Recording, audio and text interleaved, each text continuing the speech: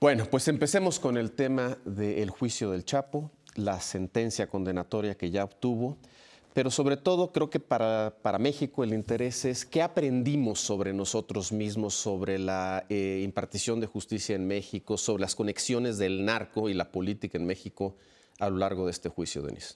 Fíjate que creo que aprendimos poco. Fue bastante limitado. Y en este sentido hay que darle crédito a la Fiscalía de los Estados Unidos, que hizo un juicio perfectamente encapsulado. ¿Por qué? Porque lo que quería demostrar era que el Chapo era un malo. Era un narcotraficante, mataba y demás. Y entraba droga y envenenaba al pueblo de los Estados Unidos. Pero nunca se le salió de un cierto límite el juicio. ¿En qué sentido? Nunca supimos realmente cuál es la relación ni cómo es la relación de la DEA respecto a los narcotraficantes mexicanos, que por lo visto es bastante fluida o que existe. Nunca supimos, por ejemplo, la dimensión a la que llega realmente la capacidad corruptora de los grupos criminales, no solo en México, sino también en Estados Unidos. ¿Cuáles son las sorpresas? ¿Que es un narcotraficante? Ya lo sabíamos. ¿Que mataba? Ya lo sabíamos. ¿Que era cabeza de un grupo criminal importante? Ya lo sabíamos. Supimos detalles, vamos a decirlo, jugosos, que si tenía un deseo de control tan grande que contrató un servicio de inteligencia para espiar a su mujer, a sus amantes y a sus adversarios y socios. Pero lo cierto es que gran parte de lo que se dijo no fue una revelación para México, por lo menos no para quienes saben del crimen organizado, y creo que esa era exactamente la intención de la Fiscalía de Estados Unidos, algo controladito, que no se le saliera y que simplemente confirmara la visión estadounidense del crimen organizado. No era unos seres malísimos, ¿no?, enfocados además en su individualidad, en donde Estados Unidos no tiene ni autoridades corruptas, donde además su forma de combatir el crimen organizado no quedó del todo, digamos, revelada, y cada vez que hubo algún tipo de declaración estridente, un fuego artificial, como que si le habían dado dinero a un presidente, inmediatamente era callado por el juez, que quería que todo siguiera en un espacio muy acotado. Es un juicio jugoso en el tema de los pequeños detalles. En el fondo, a México no le revela ni la dimensión de la corrupción, ni la relación entre el poder político y el narcotráfico. Nos quedamos con la chapodiputada, nos quedamos con un jefe de policías ministeriales en Sinaloa realmente probado. Eso es todo. Okay. Pues mira, Leopoldo, lo primero que diría es que a mí me hubiera gustado que este proceso se hubiera llevado aquí en México. Porque no puede ser que el caso más importante del narcotraficante, más importante, se desahogue en Estados Unidos y no en México. Que hay razones de seguridad, que si se hubiera vuelto a fugar, lo que sea. Me hubiera gustado que ese proceso hubiera sido en México. Dos, viene a confirmar, por ciertas narraciones, lo desalmado del sujeto, ¿sí? Lo desalmado. Realmente es un desalmado en donde la violencia le opera contra quien sea. Las relaciones con el poder que no fluyen del todo, pero te deja claro que obviamente no puede existir un nivel de crimen organizado como el que encabezaba el Chapo, no sé si lo encabece, que lo dirigía, sin las relaciones corruptas con el poder económico, con el poder político. Y agregaría un cuarto punto, si me permites, que se ha hablado, lo sentenciaron por introducir cientos de toneladas de cocaína. Y de aquel lado, ¿quién distribuyó esos cientos de toneladas de cocaína? ¿Quién las distribuyó hasta el último rincón, del último callejón, del último pueblo, del último estado de la Unión Americana? ¿Y quién recogió todo ese dinero de regreso? No se menciona un solo, ni a una autoridad estadounidense, ni a un delincuente estadounidense. O sea, se reparten por arte de magia. Entiendo lo que dices y, Denise, estoy totalmente de acuerdo. Lo acotaron a Guzmán Loera. En cuanto había algún tema, le decía el juez al jurado, esto que no conste en acta y no lo tomen en consideración. Entonces, Leopoldo, fue un gran espectáculo, puede ser el guión de una serie. Muy buena. Y al final, pues los que salieron bailando fueron los contribuyentes de Estados Unidos, que es el proceso, no solo del siglo, es el proceso de la historia de Estados Unidos en cuanto a caro. 55 millones de dólares, nunca un juicio había costado 55 millones de dólares. En fin, pero repito lo primero, me hubiera gustado que este proceso se hubiera llevado a cabo aquí en México. Raimundo, tú decías antes de empezar el programa que sí aprendimos muchas cosas, o varias cosas. Sí, bueno, yo sí aprendí bastantes cosas. Por un lado, del desastre del sistema de procuración de justicia aquí en México. El Chapo estaba purgando una condena de 20 años de prisión. Ahí, 20 años de prisión, nunca se declaró narcotraficante, siempre dijo que era un agricultor que ganaba 20 mil pesos, ahí está. Y ahí se quedó Joaquín El Chapo Guzmán. ¿Qué es lo que tenemos allá? Lo encontraron, el jurado lo encontró culpable de las 10 acusaciones federales que había. La número 1, cosa que nunca se hizo aquí en México, que él encabezaba las actividades empresariales criminales, porque trataron esto como una empresa, del cártel de Sinaloa. Solamente por esa acusación, ya de entrada es cadena perpetua. O sea, ¿en dónde va a ir? Ya lo determinará el juez. Pero de ahí en adelante, todo lo que se le va a sumar son años de prisión y cadenas perpetuas. Aquí eran 20 años de prisión. Allá, como aquí, sin derecho a fianza. Entonces, en primer lugar, el tipo de juicio que se le llevó a cabo allá frente al tipo de juicio que se le llevó a cabo aquí, que tiene también que ver mucho con el tipo de información. Allá lo que nos da este juicio es la descripción de una maquinaria criminal global, tanto que los fiscales de Estados Unidos dicen que el cártel de Sinaloa del Pacífico es la organización criminal mejor organizada y más grande que hay en el mundo. En el mundo, por arriba de la mafia rusa, de las tríadas chinas, de la yakuza japonesa, que debe ser como cuarto, la mafia italiana, todos ellos. Otra parte importante, aquí estaba purgando una pena y ya 14 mil millones de dólares quieren recuperar los fiscales de Estados Unidos que dicen son utilidades por las ganancias ilícitas. ¿En dónde están los 14 mil millones de dólares? Hay una parte seguramente en el sistema financiero de Estados Unidos, quizás en alguna parte de bienes raíces en Estados Unidos, pero está aquí. Entonces este caso para los mexicanos no se nos ha acabado. Que también aprendimos que la DEA realiza operaciones tácticas junto con la Marina. Tenemos las fotografías de los miembros de la DEA que participaron en una de las operaciones contra el Chapo Guzmán.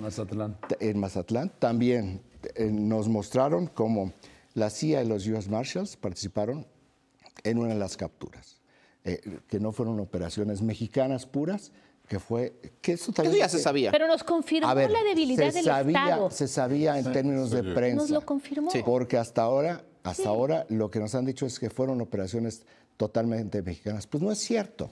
No es cierto. Y al final todo esto te lleva la profunda debilidad del Estado mexicano. Claro. Y toda esta red, que es lo que sellaron perfectamente, acotaron y que está ya rayado en negro en 3 páginas del expediente de la declaración de Alexis Cifuentes, que es la red de protección institucional que el Chapo Guzmán tuvo en este país. René. Bueno, primero, yo lamento el momento en el que se dio el juicio. Creo que no tuvo el impacto que debería haber tenido aquí. Arrancó en noviembre, diciembre, enero, bueno, y ya la sentencia del día de ayer.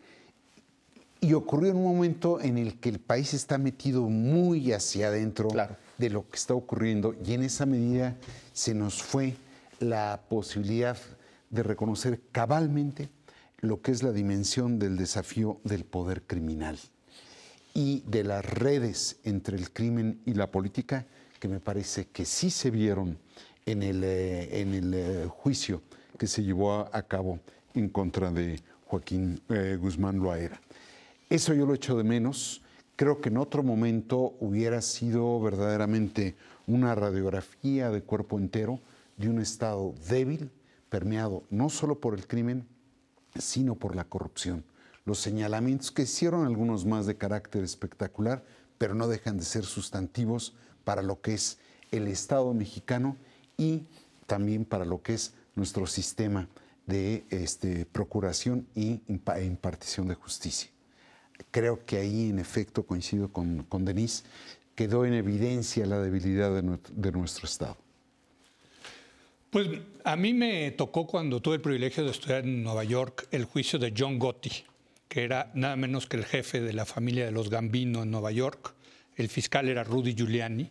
Y recuerdo muy bien que pues, también fue uno de estos casos espectaculares porque pues, la Fiscalía, era la Fiscalía Federal, estaba poniendo frente a la justicia a uno de los capos de Estados Unidos. Al capo. ¿No? Al gran capo, John Gotti, ¿no?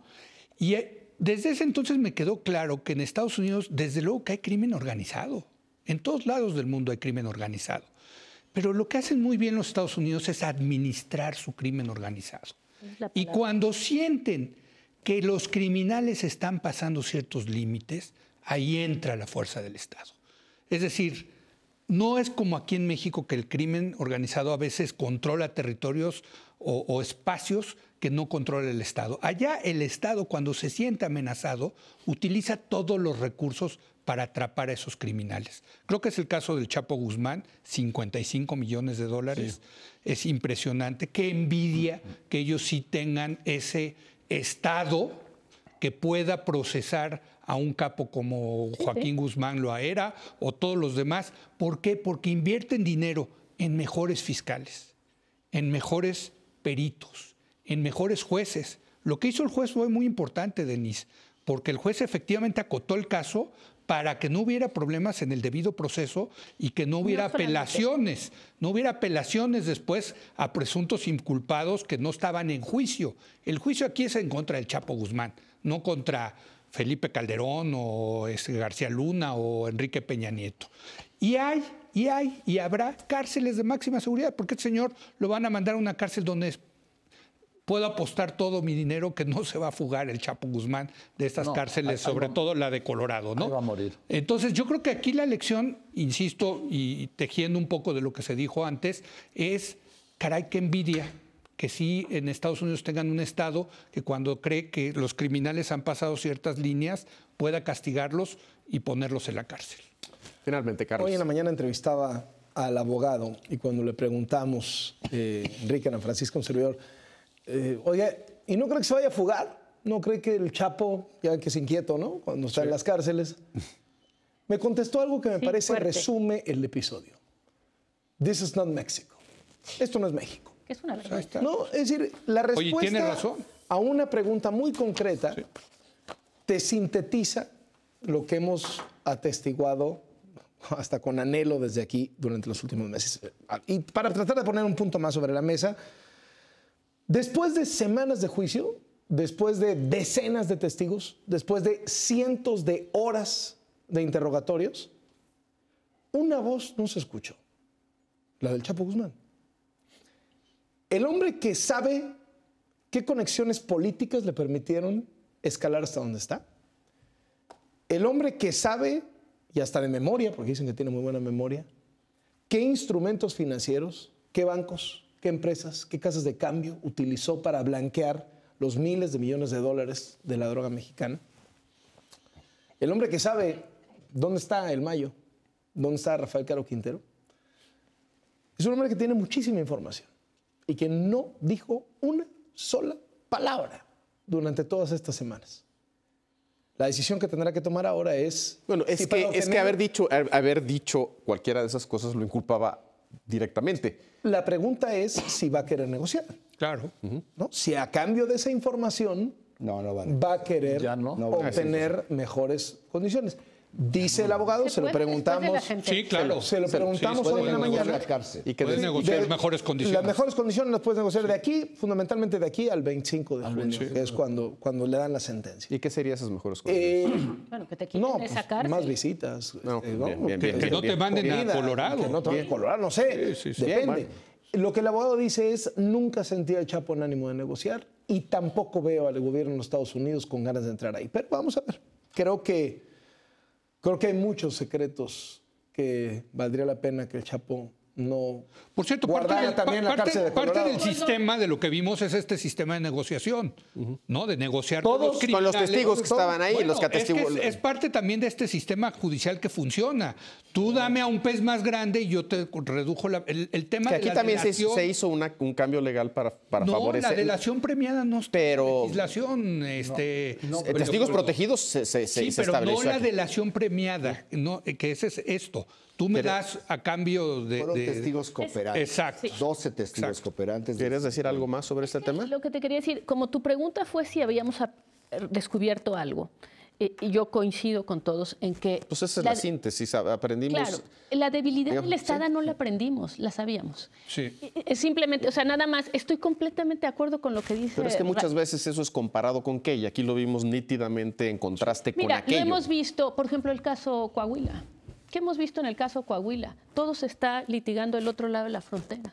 Todo lo que sabemos del caso Coahuila, de la deuda, de la forma en que se la llevaron, los Moreira, todo lo hemos sabido. Lo de Odebrecht lo estamos sabiendo por Brasil. El caso Yarrington. La debilidad del Estado... El caso Yarrington. Donde hay delación Es que premiada. allá a los actos de justicia les aplican la justicia y la investigación.